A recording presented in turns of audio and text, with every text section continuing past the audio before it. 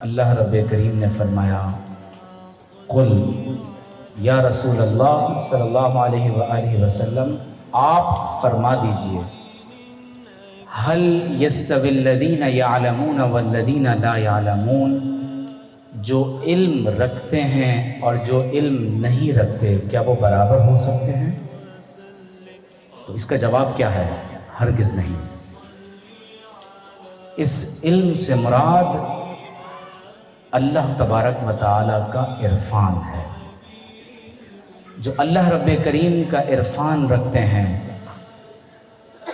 اس کی ذات اور صفات کا علم رکھتے ہیں، ایک ایسا صاحب ایمان جس کے دل میں ایمان کا نور چمک رہا ہے وہ، اور ایک ایسا سائنسدان جو ایمان کے اس نور سے محروم ہے، یہ دونوں کبھی برابر نہیں ہو سکتے۔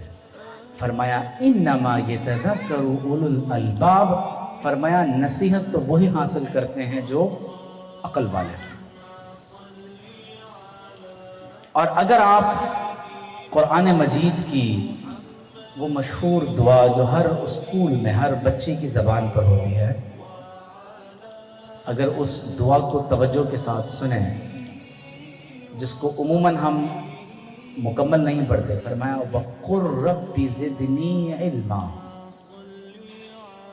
وَقُلْ، اور یا رسول اللہ صلی اللہ علیہ وسلم آپ فرما دیجئے۔ ایک بات یہ ذہن میں رکھیے کہ یہ حضور علیہ السلام کی امانت اور دیانت کی معراج ہے کہ جب اللہ تبارک و تعالی نے ارشاد فرمایا قل یا رسول اللہ آپ فرما دیجئے، تو جب ہم کسی سے گفتگو میں کہیں کہ تم کہو اور آگے ایک جملہ ہو، تو عموماً اس جملے کو آگے بیان کرنے والا تم کہو کو حذف کر دیتا ہے، ہٹا دیتا ہے۔ وہ تم کہو کو دوبارہ ریپیٹ نہیں کرتا۔ تو آقا علیہ السلام نے ہر مقام پر قرآن مجید میں اس قل کو امت تک اسی طرح پہنچایا ہے جیسے اللہ تبارک و تعالیٰ نے نازل فرمایا تھا۔ اور یہ قل یا رسول اللہ آپ فرما دیجیے صلی اللہ علیہ وسلم، یہ اس بات کی دلیل ہے کہ اگر اللہ تبارک و تعالیٰ کا نور کسی تک پہنچے گا تو وہ بزبان مصطفیٰ ہی پہنچ سکتا ہے۔ حضور علیہ السلام کی بارگاہ میں اذن حضوری کے بغیر انسان پر علم کے وہ دروازے کبھی بھی وا نہیں ہو سکتے۔ تو فرمایا وَقُلْ رَبِّ زِدْنِي عِلْمًا، اور یا رسول اللہ صلی اللہ علیہ وسلم اپنے رب کے حضور یہ عرض کیا کیجئے کہ اے میرے رب مجھے علم میں اور بڑھا دے۔ رب زدنی، اے رب علم میں مجھے بڑھا دے۔ گویا کہ علم میرے وجود کی ایک ایسی صفت بن جائے کہ میرا دیکھنا، میرا سننا، میرا گفتگو کرنا، ہر لمحہ صرف تیری ہی یاد اور تیرے ہی علم اور عرفان میں گزرتا چلا جائے۔ حضرت امام غزالی رحمۃ اللہ علیہ نے ایک حدیث نقل فرمائی ہے میزان العمل میں، فرماتے ہیں کہ حضور علیہ السلام نے فرمایا الناس کلہم موتا الا العالمون والعالمون کلہم موتا الا العاملون والعاملون کلہم موتا الا المخلصون والمخلصون علی خطر عظیم۔ فرمایا کہ تمام انسان مردہ ہیں سوائے ان کے جنہوں نے علم حاصل کیا، اور تمام انسان جنہوں نے علم حاصل کیا وہ مردہ ہیں سوائے ان کے جنہوں نے اپنے علم پر عمل کیا، اور تمام بعمل علماء مردہ ہیں سوائے ان کے جن میں اخلاص ہو۔ اور فرمایا والمخلصون علی خطر عظیم، اور مخلصین بہت بڑے خطرے میں ہیں۔ وہ زمانہ جہاں قدم قدم پر شیطان گھات لگائے بیٹھا ہو، تو ضروری ہے کہ انسان علم ظاہر کے ساتھ اس باطن کے نور کو علم باطن کے ساتھ، معقولات کے ساتھ نامعقولات کا بھی علم حاصل کرے۔ ہر مقام پر معقولات کا دخل نہیں ہوتا، جو چیزیں عقل میں آتی ہیں۔ کچھ علوم وہ ہیں جو ماورائے عقل ہوتے ہیں، ماورائے حواس ہوتے ہیں، اور ان علوم کا دروازہ انسان پر اسی وقت کھلتا ہے جب دل کی آنکھ کھلتی ہے۔ تو فرمایا امام حسن بصری فرماتے ہیں کہ العلم علمان، کہ علم دو طرح کا ہوتا ہے۔ فعلم علی اللسان، ایک وہ علم ہے جو تمہاری زبان پر ہے، ہم زبان سے اس علم کو ادا کرتے ہیں۔ تو فرمایا فذالک حجت اللہ علی ابن آدم، فرمایا یہ علم ابن آدم پر حجت بنا دیا جائے، ابن آدم کے خلاف یہ علم دلیل بن جائے۔ اور پھر فرمایا وعلم فی القلب، دوسرا علم انسان کا وہ علم ہے جس کا ذریعہ انسان کا قلب ہوتا ہے۔ اور یاد رکھیں کہ قلب عربی میں پلٹنے کو کہتے ہیں، دل عربی میں قلب پلٹنے کو کہتے ہیں۔ اس کو قلب اس لیے کہتے ہیں کہ اس کی کیفیات میں انقلاب آتا رہتا ہے، کبھی غمزدہ ہے، کبھی خوش ہے، کبھی محبت ہے، کبھی نفرت ہے۔ انسان کی کیفیات بدلتی رہتی ہیں، کبھی کسی چیز کو پسند کرتا ہے، کبھی کسی اور چیز کو پسند کرتا ہے، انقلاب برپا رہتا ہے۔ تو فرمایا وعلم فی القلب، اور دوسرا علم وہ ہے جس کی نشو و نما تمہارے دل میں ہوتی ہے، اس کا دروازہ تمہارا قلب ہے۔ فذالک العلم النافع، فرمایا یہی وہ علم ہے جو تمہاری ذات کو، تمہارے احباب کو اور کائنات کو نفع دینے والا ہے۔ تو لہٰذا ہمیشہ جب علم کے حصول کی کوشش کریں تو ان دونوں طرح کے علوم پر توجہ دیا کریں۔ حضرت صاحب مقدمہ ابن صلاح، اصول حدیث کی ایک بہت مشہور کتاب ہے، حضرت امام بشر حافی جو امام المؤدبین ہیں، ان کا ایک قول نقل کرتے ہیں کہ آپ نے فرمایا کہ اے اہل علم، اے محدثین، اپنے علم کی زکوٰۃ دیا کرو۔ تو کسی نے پوچھا کہ حضرت علم کی زکوٰۃ کیا ہے؟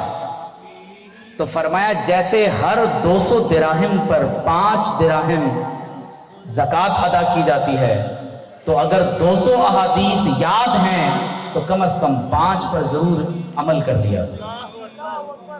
یہ علم کی زکوٰۃ ہے۔ سلطان محمود غزنوی نے جب یہ حدیث سنی کہ العلماء ورثۃ الانبیاء، تو سمجھ میں نہیں آتا تھا کہ انبیاء کے وارث علماء کیسے ہو سکتے ہیں۔ ایک مرتبہ ایک مقام پر ایک طالب علم، کہیں کسی دکان کا بلب لگا ہوا تھا، کوئی چراغ جل رہا تھا، وہاں اس چراغ کے نیچے بیٹھ کر ایک طالب علم کتاب پڑھ رہا تھا۔ قریب سے بادشاہ کا قافلہ گزرا تو اس طالب علم کو روشنی زیادہ نظر آئی، اس نے کتاب اٹھا لی اور قافلے کے ساتھ چلتا رہا۔ قافلہ گزرتا رہا، وہ طالب علم، وہ اسٹوڈنٹ اپنی کتاب لے کر قافلے کی روشنی میں چلتے چلتے چلتے سلطان محمود غزنوی کے دربار میں پہنچ گیا۔ تو سلطان نے کہا کہ تم کون ہو، یہاں کیسے آ گئے؟ کہا مجھے تو نہیں معلوم، میں تو طالب علم ہوں، روشنی زیادہ نظر آئی تو چلتے چلتے اس قندیل کے ساتھ میں یہاں پہنچ گیا۔ بادشاہ نے جب اس طالب علم کی یہ کیفیت دیکھی تو وہ سونے کی قندیل جس میں چراغ جل رہا تھا وہ اس طالب علم کو ہدیۃً عطا کر دی۔ اب رات ہوئی تو خواب میں سید المرسلین خاتم النبیین محمد الرسول اللہ صلی اللہ علیہ وسلم کی زیارت نصیب ہوئی، اور آپ علیہ السلام نے فرمایا کہ تم نے ایک صاحب علم کی تعظیم کی ہے جو انبیاء کے وارث ہوتے ہیں۔ تو اس وقت پتہ چلا کہ یہ حدیث آپ علیہ السلام کا فرمان ہے۔ تو لہٰذا آپ کی زندگی، جتنے بھی حاضرین ہیں، ان محافل کو معمولی خیال مت کیا کیجیے۔ میں بھی کسی زمانے میں اسی طرح کسی بچے کی طرح کسی مجلس اور محفل میں ہی بیٹھا ہوا تھا، تو کسی کی بات سن کر یہ جذبہ پیدا ہوا کہ ہمیں بھی اس طرح دین کی خدمت اور تعلیم اور تعلم کی طرف آنا چاہیے۔ تو ان مجالس کو معمولی خیال نہ کیا کیجیے، تو علم کا حصول کیجیے، لیکن دونوں اطراف میں، علم ظاہر کا بھی اور علم باطن کا بھی۔ امام اعظم ابو حنیفہ کا ایک قول مجھے یاد آ رہا ہے، ان سے کسی نے پوچھا کہ آپ نے اتنا علم کیسے حاصل کر لیا؟ تو فرمایا ما بخلت بالافادہ وما استنکفت عن الاستفادہ، کبھی کسی کو نفع پہنچانے میں بخل سے کام نہیں لیا اور کبھی علم حاصل کرنے میں شرم سے کام نہیں لیا۔ تو عمر کے کسی بھی حصے میں ہیں، آج اس بات کا ارادہ کر لیں کہ آپ کو قرآن اور صاحب قرآن علیہ التحیۃ والثناء کہ احادیث طیبہ کا علم ضرور حاصل کرنا ہے۔ حضور علیہ الصلوۃ والسلام نے یہ جو حدیث سننے کا عمل ہے، فرمایا نضر اللہ امرأ سمع منا مقالتی، اللہ تعالیٰ اس کے چہرے کو تر و تازہ رکھے جس نے ہم سے ہماری احادیث کو سنا۔ تو یہ حدیث کو سننا حضور کی دعا ہے کہ اللہ اس کے چہرے کو روشن رکھے جس نے میری حدیث کو سنا، اس کو حفظ کیا اور اس پر عمل کرتے ہوئے اس کی حفاظت کی۔ ذکر اللہ، قرآن میں اللہ نے فرمایا ہے فَاذْكُرُونِي أَذْكُرْكُمْ، تم میرا ذکر کرو، مجھے یاد کرو، اذکرکم، میں تمہارا ذکر کروں گا۔ آپ غور کیجئے کہ ان اولیاء نے اللہ کا ذکر کیا، اللہ کو ان کا اپنا ذکر کرنا اتنا پسند آیا کہ سینکڑوں برس گزرنے کے بعد بھی آج حضور سیدنا شیخ عبد القادر جیلانی رضی اللہ تعالی عنہ کا آپ آج بھی ذکر کر رہے ہیں۔ اللہ کا ذکر کرتے کرتے اللہ کے بندے مذکور ہو جاتے ہیں، ذاکر سے مذکور ہو جاتے ہیں، پھر اللہ تعالیٰ ان کا ذکر فرماتا ہے۔ حضرت ابو ہریرہ اور ابو سعید رضی اللہ تعالی عنہما روایت کرتے ہیں، قال رسول اللہ صلی اللہ تعالی علیہ وآلہ وسلم لا يقعد قوم يذكرون اللہ الا حفتهم الملائکہ، فرمایا کوئی قوم نہیں بیٹھتی کہ صرف اللہ کا ذکر کرتی ہو مگر یہ کہ اللہ کے فرشتے اپنے بازوؤں سے انہیں رحمت میں ڈھانپ لیتے ہیں۔ آپ اس محفل میں اللہ اور اس کے رسول علیہ السلام کے ذکر کے لیے ہی بیٹھے ہوئے ہیں، تو فرمایا جب کہیں لوگ اللہ کے ذکر کے لیے بیٹھ جاتے ہیں، بہت سے لوگوں کو ڈپریشن ہوتا ہے، انگزائٹی ہے، ڈس اپوائنٹمنٹ ہے، مایوسی کا شکار ہے، قلبی ذہنی سکون میسر نہیں، اللہ کے ذکر کی مجالس کو اختیار کر لیں۔ فرمایا جب کہیں بندے بیٹھ کر اللہ کا ذکر کرتے ہیں، آسمان سے فرشتے اتر کر ان محافل اور مجالس پر اپنے رحمت کے پروں کو پھیلا دیتے ہیں۔ وَغَشِيَتْهُمُ الرَّحْمَةُ، اور اللہ تبارک و تعالیٰ کی رحمت انہیں ان پر غالب آ جاتی ہے، ان کو ڈھانک لیتی ہے۔ وَنَزَلَتْ عَلَيْهِمُ السَّكِينَةُ، ان پر اللہ تعالیٰ کی طرف سے سکینہ اور اطمینان کا نزول ہوتا ہے۔ وَذَكَرَهُمُ اللَّهُ فِي مَنْ عِنْدَهُ، اور اللہ تعالیٰ ان ذکر کرنے والوں کا ذکر اپنی بارگاہ میں فرشتوں اور انبیاء کی موجودگی میں فرماتا ہے۔ رواہ مسلم، اس حدیث کو امام مسلم نے روایت کیا۔ اللہ اکبر۔ بخاری اور مسلم شریف کی حدیث ہے کہ حضرت ابو موسیٰ رضی اللہ تعالیٰ عنہ روایت کرتے ہیں کہ حضور علیہ السلام نے فرمایا مثل الذی یذکر ربہ والذی لا یذکر، اس کی مثال جو اپنے رب کا ذکر کرتا ہے اور اپنے رب کا ذکر نہیں کرتا۔ آپ کو معلوم ہے ایمان اور نفاق کی ایک علامت بیان ہوئی کہ ایمان والے اللہ کا ذکر زیادہ کرتے ہیں اور منافقین اللہ کا ذکر بہت تھوڑا کرتے ہیں۔ توجہ سے سنیے گا، فرمایا جو اللہ کا ذکر کرتا ہے اور جو اللہ کا ذکر نہیں کرتا ان کی مثال مثل الحی والمیت، ان کی مثال زندہ اور مردہ جیسی ہے۔ جو ذکر کرتا ہے اس کا قلب زندہ ہوتا ہے، ذکر کرتا ہے اس کی بصارت میں زندگی ہوتی ہے، جو ذکر کرتا ہے اس کی گفتار میں زندگی ہوتی ہے۔ اور اسی لیے حضرت عبدالرزاق علیہ رحمہ فرماتے ہیں کہ لوگوں، تم نے مردوں سے علم حاصل کیا ہے، ہم نے حی اللہ یموت سے براہ راست علم حاصل کیا ہے۔ اس میں یہی راز پوشیدہ ہے۔ بخاری اور مسلم کی ایک اور حدیث ہے، سبحان اللہ سبحان اللہ، بڑی خوبصورت حدیث ہے،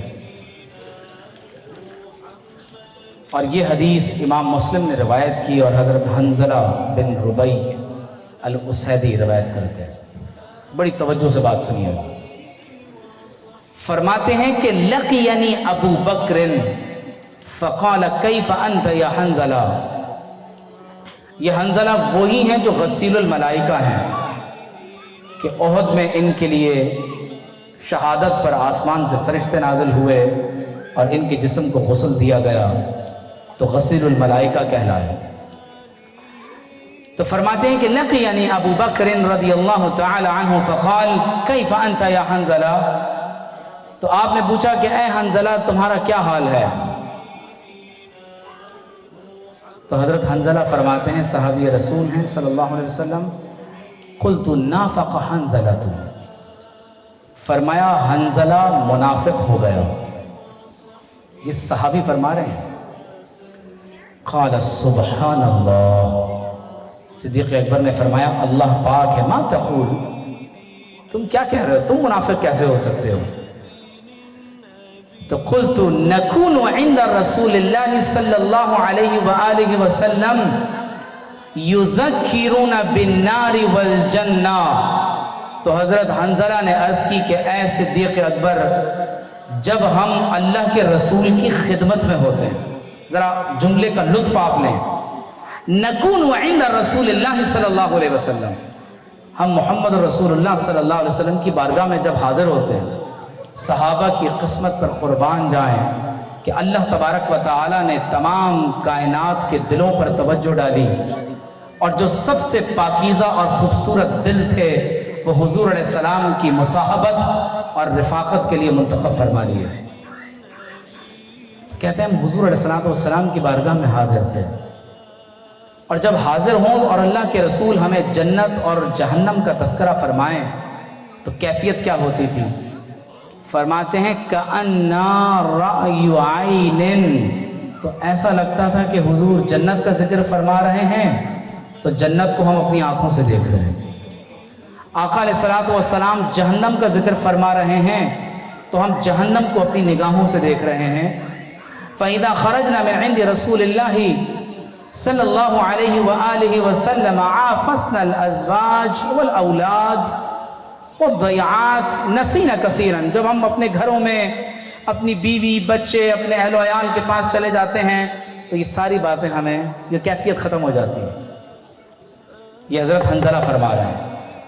آج ہم اپنا محاسبہ کریں کہ ہماری اپنی کیفیت کیا ہے۔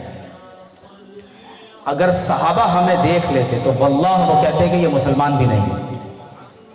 یعنی حضرت حنظلہ غسیل الملائکہ وہ اپنی کیفیت کے بارے میں کہہ رہے ہیں کہ مجھے لگتا ہے کہ میں منافق ہو گیا ہوں۔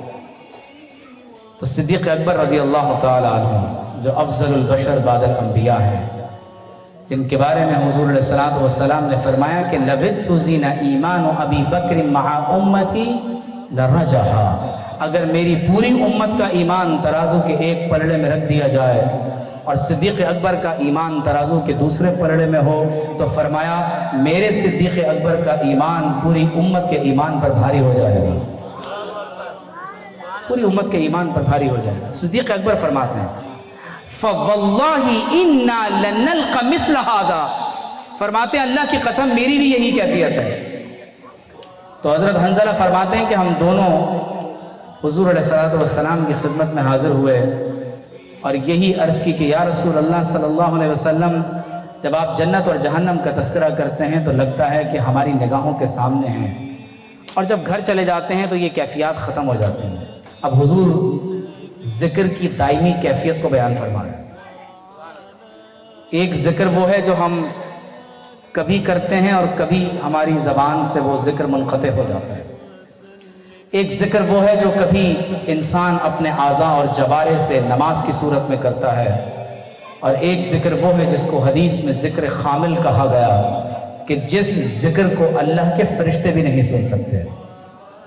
اب اس ذکر کے دوام کی کیفیت کو حضور علیہ الصلوۃ والسلام فرماتے ہیں والذی نفسی بیدہ، سبحان اللہ، اس ذات اقدس کی قسم جس کے قبضہ قدرت میں میری جان ہے، لو تدومون علی ما تکونون عندی، اللہ کی قسم اگر تمہاری ہمیشہ وہی کیفیت رہے جو میری بارگاہ میں ہوتی ہے، وفی الذکری، ذکر میں وہی کیفیت رہے جو میری بارگاہ میں ہوتی ہے، لصافحتکم الملائکۃ علی فروشکم، تو فرمایا آسمان سے فرشتے زمین پر اتر کر تمہارے بستروں پر تم سے مصافحہ کیا کریں، وفی طرقکم، تمہارے رستوں میں تم سے ملاقات کریں، ولیکن یا حنظلہ ساعتا و ساعتا، پھر حضور نے فرمایا کبھی انسان کی یہ کیفیت ہوتی ہے اور کبھی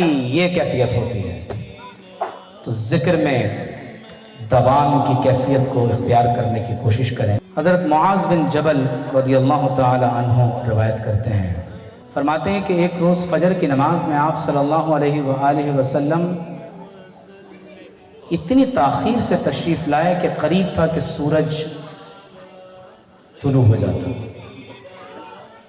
اور اگر آپ کو حضرت علی المرتضیٰ رضی اللہ تعالی عنہ کا وہ واقعہ جو خیبر سے فتح کے بعد کا واقعہ ہے، رد الشمس کا واقعہ اگر آپ کے ذہن میں ہے، اسے مشکل الاثار میں امام طحاوی اور دیگر محدثین نے نقل کیا کہ حضور علیہ الصلوۃ والسلام کا سر مبارک علی المرتضیٰ رضی اللہ تعالی عنہ کی گود میں تھا، اور جب سورج غروب ہو گیا اور حضرت علی رضی اللہ تعالی عنہ نماز عصر کو وقت پر ادا نہ کر سکے، حافظوا علی الصلوات والصلاۃ الوسطی، تو آپ کی آنکھوں سے آنسو جاری ہو گئے۔ حضور علیہ الصلوۃ والسلام حضرت علی سے فرماتا ہے، یاد رکھ لیں کہ انبیاء کا قلب ہر وقت بیدار رہتا ہے، انبیاء کا قلب ہر وقت۔ حضور علیہ الصلوۃ والسلام نے فرمایا عینای تنامان ولا ینام قلبی، میری دونوں آنکھیں سوتی ہیں لیکن میرا دل ہمیشہ جاگتا رہتا ہے، ہمیشہ بیدار رہتا ہے۔ سبحان اللہ۔ تو حضور علیہ الصلوۃ والسلام، حدیث شریف میں ہے کہ حضرت علی رضی اللہ تعالی عنہ سے پوچھا تو معلوم ہوا کہ سورج غروب ہو گیا، تو حدیث میں ہے کہ حضور نے دعا فرمائی، اللہم ان عبدک علیٰ احتبس بنفسہ علی نبیک فرد علیہ شرقہا، اے رب کریم تیرا بندہ علی تیرے نبی کی خدمت میں مصروف تھا، نماز عصر کو ادا نہ کر سکے، سورج غروب ہو گیا، تو علی المرتضیٰ کے لیے سورج کو واپس پلٹا، فرد علیہ شرقہا۔ تو حدیث میں آتا ہے کہ سورج دوبارہ اس قدر واپس پلٹ آیا کہ علی المرتضیٰ نے مستحب وقت میں نماز عصر کو ادا فرما لیا۔ تو دین کیا ہے؟ دین حضور علیہ الصلوۃ والسلام کے اقوال، افعال اور تقریر کا نام ہے۔ تو اگر اس روز حضور علیہ الصلوۃ والسلام اس طرح کر دیتے تو امت کو کسی اور فقہی شرعی مسئلے کا علم ہو جاتا۔ تو حدیث میں آتا ہے کہ آپ علیہ الصلوۃ والسلام سورج طلوع ہونے سے پہلے تشریف لائے، نماز کو ادا فرمایا اور وقت میں فجر کی نماز کو ادا کر لیا گیا۔ جب آپ علیہ الصلوۃ والسلام نے نماز کو ادا کر لیا تو صحابہ کو بلایا اور فرمایا اپنی صفوں میں بیٹھے رہو، میں تمہیں یہ بتانا ضروری سمجھتا ہوں، تمہیں ضرور بتاؤں گا کہ آخر کس بات نے مجھے تاخیر میں تمہارے پاس پہنچایا۔ اب حدیث کے لفظوں پر غور کیجئے گا۔ حضور علیہ الصلوۃ والسلام نے فرمایا انی قمت من اللیل، میں قیام اللیل میں مصروف تھا، رات کو قیام کے لیے کھڑا ہوا۔ فتوضأت وصلیت ما قدر لی، اور میں نے وضو کیا اور جو اللہ نے میرے لیے نماز مقدر میں لکھ دی تھی میں وہ ادا کرنے لگا۔ فنسعت فی صلاتی، مجھے اپنی نماز میں اونگ آ گئی۔ یہ حضور علیہ الصلوۃ والسلام فرمانا حتی استثفلت فاذا انا بربی تبارک وتعالی۔ حضور علیہ الصلوۃ والسلام نے فرمایا کہ حالت نماز میں مجھے اونگ آ گئی اور میں نے دیکھا کہ میں اپنے رب کی بارگاہ میں حاضر ہوں حالت نماز میں۔ اور شیخ اکبر نے لکھا ہے کہ حضور علیہ الصلوۃ والسلام کو 34 بار معراج ہوئی ہے۔ ایک بار شب معراج میں 27 رجب کو جو جسد مبارک کے ساتھ ہوئی، اور 33 مرتبہ اللہ تبارک و تعالی نے دیگر مقامات پر حضور علیہ الصلوۃ والسلام کو اپنے دیدار سے اور معراج کے شرف سے سرفراز فرمایا۔ تو حالت نماز میں حضور فرماتے ہیں کہ میں نے دیکھا کہ میں اپنے رب کی بارگاہ میں حاضر ہوں فی احسن صورت، اور میں نے اپنے رب کو بہت خوبصورت ترین صورت میں دیکھا۔ اب وہ کیفیت کیا ہے؟ اللہ و رسولہ عالم، اللہ اور اس کے رسول علیہ السلام بہتر جانتے ہیں۔ تو اللہ نے فرمایا یا محمد قلت لبیک، اللہ نے فرمایا کہ اے محمد صلی اللہ علیہ وسلم، تو حضور علیہ السلام نے عرض کی میرے رب لبیک ربی، میں حاضر ہوں۔ قال فیما یختصم الملأ الاعلی، تو اللہ تعالیٰ نے فرمایا کہ فرشتے اس وقت ملائے اعلیٰ میں کس بارے میں بات کر رہے ہیں؟ قلت لا ادری، تو حضور علیہ الصلوۃ والسلام نے فرمایا مجھے اس کا علم نہیں۔ یہ مقام ادب ہے۔ جب کل انبیاء علیہ السلام سے اللہ تعالیٰ قیامت کے دن بھی سوال کرے گا ماذا اجبتم، تو وہ کہیں گے لا علم لنا، کہ تمہاری دعوت کا دنیا میں تمہیں کیا جواب ملا؟ تو کل انبیاء کہیں گے کہ رب کریم ہمیں اس کا علم نہیں ہے۔ یہ ادب ہے۔ تو حدیث میں آتا ہے کہ حضور علیہ الصلوۃ والسلام فرماتے ہیں کہ اللہ تبارک و تعالی نے فرأیتہ فوضع کفہ بین کتفی حتی وجدت برد اناملہ بین ثدی، او کما قال علیہ الصلوۃ والسلام، فرمایا میں نے اپنے رب کو دیکھا کہ اس نے اپنی شان کے مطابق اپنا دست قدرت میرے دونوں کندھوں کے درمیان میں رکھا، یہاں تک کہ میں نے اس کی ٹھنڈک کو اپنے سینے میں محسوس فرمایا۔ فتجلی لی کل شیء وعرفت، فرمایا فعلمت ما فی السماوات والارض، فرمایا میرے لیے اللہ نے سب کچھ روشن فرما دیا، یہاں تک کہ آسمانوں اور زمینوں میں جو کچھ تھا اللہ نے مجھے اس کا علم عطا فرما دیا۔ تو حضور علیہ الصلوۃ والسلام فرماتے ہیں اللہ نے پھر پوچھا کہ یا محمد صلی اللہ علیہ وآلہ وسلم فرشتے کس بارے میں بات کر رہے ہیں؟ اور میں اسی حدیث پر اپنی بات ختم کر رہا ہوں، اسی میں پیغام ہے۔ تو اب اللہ کے رسول علیہ الصلوۃ والسلام عرض کرتے ہیں قلت فی الکفارات، اے رب کریم تیرے فرشتے اس وقت ان باتوں کے بارے میں بات کر رہے ہیں جو گناہوں کو مٹا دیتی ہیں۔ قال وما ہن، تو اللہ نے فرمایا کہ وہ باتیں کیا ہیں جو تمام تر گناہوں کو مٹا دینے والی ہیں؟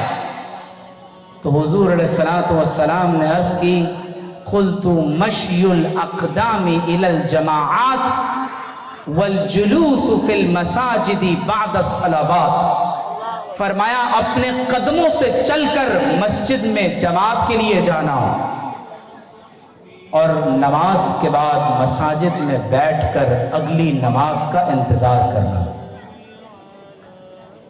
وَإِسْبَاغُ الْوُضُوءِ حِينَ الْكَرِيهَاتِ، جب سردی کا موسم ہو، دل نہ کر رہا ہو، ایسے وقت میں پورا مکمل وضو کرنا۔ جب کبھی گناہ کریں نا، نوٹ کر لیجئے گا، وضو نہیں ہوگا۔ عموماً انسان پر شیطان اس وقت غالب آنے کی زیادہ کوشش کرتا ہے جب انسان کا وضو نہیں ہوتا، اور اس وضو کی کیفیت میں اگر موت آ جائے تو حدیث میں ہے کہ کوئی باوضو مر جائے تو اللہ کی بارگاہ میں شہید لکھا جاتا ہے۔ فرمایا تکلیف، پریشانی، ناپسندیدگی کے وقت وضو کرنا، مکمل وضو کرنا۔ پھر اللہ نے فرمایا درجات کیا ہیں، فرشتے درجات کے بارے میں بات کر رہے ہیں۔ درجات کیا ہیں؟ ہم سمجھتے ہیں کہ شاید درجات نہ جانے کس ما فوق الفطرت بات کا نام ہے، اب درجات کیسے ملتے ہیں؟ فرمایا اطعام الطعام، بھوکوں کو کھانا کھلانا، بھوکوں کو کھانا کھلانا، تمہارے درجات بلند ہوں گے۔ وَلِينُ الْكَلَامِ، نرمی سے بات کرنا۔ وَالصَّلَاةُ بِاللَّيْلِ وَالنَّاسُ نِيَامٌ، اور جب لوگ سو رہے ہوں تو نرم گرم بستروں کو چھوڑ کر اللہ کی بارگاہ میں قیام اللیل کے لیے کھڑے ہو جانا۔ پھر اللہ نے فرمایا یا رسول اللہ صلی اللہ علیہ وسلم سوال کیجئے، آپ کو عطا کیا جائے گا۔ اب حضور کی دعا ہے اور اسی دعا پر میں بات مکمل کر رہا ہوں، اور اس دعا میں ہماری پوری زندگی کا پیغام ہے۔ حضور نے دعا فرمائی، آمین کہیے گا ساتھ۔ اللہم انی اسألک فعل الخیرات، اے اللہ میں تجھ سے نیکی کے کاموں کی دعا کرتا ہوں۔ نیکی کے کام، ڈورز آف ورچوز، نیکی کے دروازوں کو تلاش کریں۔ اور فرمایا کسی نیکی کو حقیر مت جانا کرو، نیکی کے دروازوں کو تلاش کریں۔ نیکی کہاں ہے؟ اللہم انی اسألک فعل الخیرات وترک المنکرات، آمین کہیں۔ اے اللہ میں تجھ سے دعا کرتا ہوں کہ میں ساری برائیوں کو چھوڑنے والا بن جاؤں۔ یہ بالخصوص جو نوجوان بیٹھے ہوئے ہیں، ان سے میں گزارش کروں گا اپنی زندگی کو ریویو کریں، برے دوستوں کی صحبت کو چھوڑ دیں، اچھے لوگوں کی صحبت کو اختیار کریں۔ تو دعا کیا ہو رہی ہے؟ وَتَرْكَ الْمُنْكَرَاتِ، مجھے برائیوں کو چھوڑنے والا بنا دے۔ وَحُبَّ الْمَسَاكِينِ، حضور علیہ السلام یہ نہیں فرما رہے کہ مجھے دولت مندوں کی محبت عطا کر دے۔ اگر آپ بخاری شریف کی ابتدائی حدیث کا مطالعہ کریں تو ہرقل روم نے جب سوال کیا کہ اللہ کے رسول صلی اللہ علیہ وسلم کے ارد گرد کون سے لوگ ہیں، تو جواب دیا گیا کہ ضعفاء، کمزور، زیادہ ایمان لانے والے، زیادہ قریبی لوگ کمزور ہیں۔ تو اس نے جواب میں کہا کہ انبیاء کے ساتھ ایسے ہی لوگ ہوتے ہیں۔ حب المساکین، مساکین کی محبت۔ وَأَن تَغْفِرَ لِي وَتَرْحَمَنِي، اے اللہ تو میری مغفرت فرما دے اور مجھ پر رحم فرما۔ فَإِذَا أَرَدْتَ فِتْنَةً فِي قَوْمٍ فَتَوَفَّنِي غَيْرَ مَفْتُونٍ، اور اے رب کریم جب تو مجھے دنیا سے واپس بلانے کا ارادہ فرما لے اور دنیا کے لوگ فتنوں میں مبتلا ہوں اور تو مخلوق کو فتنے میں مبتلا کرے، تو اے رب کریم مجھے اس حال میں موت عطا کرنا کہ میں کسی فتنے میں مبتلا نہ ہو جاؤں۔ فتنوں کا دور ہے، ڈسیپشن کا دور ہے، فتنوں کا دور ہے۔ میں نوجوانوں سے بالخصوص کہوں گا اور پیرنٹس سے کہوں گا کہ اپنے بچوں کی ایمان کی حفاظت کریں۔ اس وقت سب سے بڑا تھریٹ، پرابلم اپنے ایمان کی حفاظت کرنا ہے۔ اپنے بچوں پر نظر رکھیں۔ نوجوانوں سے میں گزارش کروں گا اپنی اس زندگی کو اب چھوڑ دیں، جو پرانی زندگی گناہوں میں، برے دوستوں میں گزر چکی، وہ گزر چکی، آج اس محفل کے طفیل آپ کے دل پر دستک دی جا رہی ہے۔ آج آپ کے دل پر دستک ہو رہی ہے کہ سابقہ زندگی سے رجوع کر لیں، توبہ کر لیں۔ حدیث کا آخری حصہ، اور اسی پر میں بات مکمل کر رہا ہوں، وَأَسْأَلُكَ حُبَّكَ، اے اللہ میں تجھ سے تیری ہی محبت کا سوال کرتا ہوں۔ یہ دنیا میں جن ریلیشنز، جن روابط اور تعلقات میں ہم خود کو باندھے ہوئے ہیں، یہ خود غرضی، جاہ و منصب، اقتدار، دولت، نفسانی خواہشات پر مبنی ہوتی ہے۔ وہ محبت جو انسان کو ہر تعلق سے مستغنی کر دے، وہ اللہ وحدہ لا شریک کی محبت ہے۔ اور یاد رکھ لیں کہ جب بندہ اللہ سے محبت کرتا ہے تو اس سے پہلے رب اپنے بندے کو محبت کے لیے منتخب کر چکا ہوتا ہے۔ اللہ یجتبی الیہ من یشاء ویہدی الیہ من ینیب وَيُحِبُّونَهُمْ يُحِبُّونَهُ يُحِبُّهُمْ وَيُحِبُّونَهُ۔ فرمایا کہ اللہ تعالیٰ اپنے بندوں سے محبت کرتا ہے، پھر بندے اپنے رب سے محبت کرتے ہیں۔ ترتیب یہی ہے۔ اللہم انی اسألک حبک، اے اللہ میں تجھ سے تیری محبت کا سوال کرتا ہوں۔ وَحُبَّ مَن يُحِبُّک، اور جو تجھ سے محبت کرتا ہے میں اس کی بھی محبت کا تجھ سے سوال کرتا ہوں۔ ہم میں سے ہر ایک میں یہ کیپیسٹی نہیں ہوتی کہ وہ براہ راست اللہ تعالیٰ کی محبت میں وارفتہ ہو جائے۔ تو طریقہ یہ ہے کہ ان کی محبت اختیار کر لیں جو اللہ سے محبت کرتے ہیں۔ وَحُبَّ مَن يُحِبُّكَ وَحُبَّ عَمَلٍ يُقَرِّبُنِي إِلَى حُبِّكَ، اور میں اس عمل کی دعا کرتا ہوں یا اللہ جو مجھے تیرا قرب عطا فرما دے۔ حضور علیہ السلام نے فرمایا اس دعا کو سیکھ لو اور لوگوں کو سکھایا کرو۔ یہ دعا جن مشائخ اور محدثین سے اور علماء سے مجھے اس کی اجازت ہوئی، ہم ان تمام تر بزرگوں کی دعا پر آمین کہتے ہیں کہ اللہ تبارک و تعالی ہماری بھی ان دعاؤں کو اپنی بارگاہ میں شرف قبولیت عطا فرمائے۔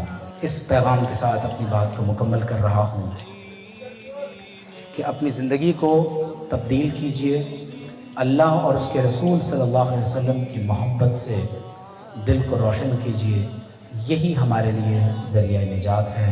السلام علیکم ورحمۃ اللہ وبرکاتہ۔ اللہم صلی علی سیدنا محمد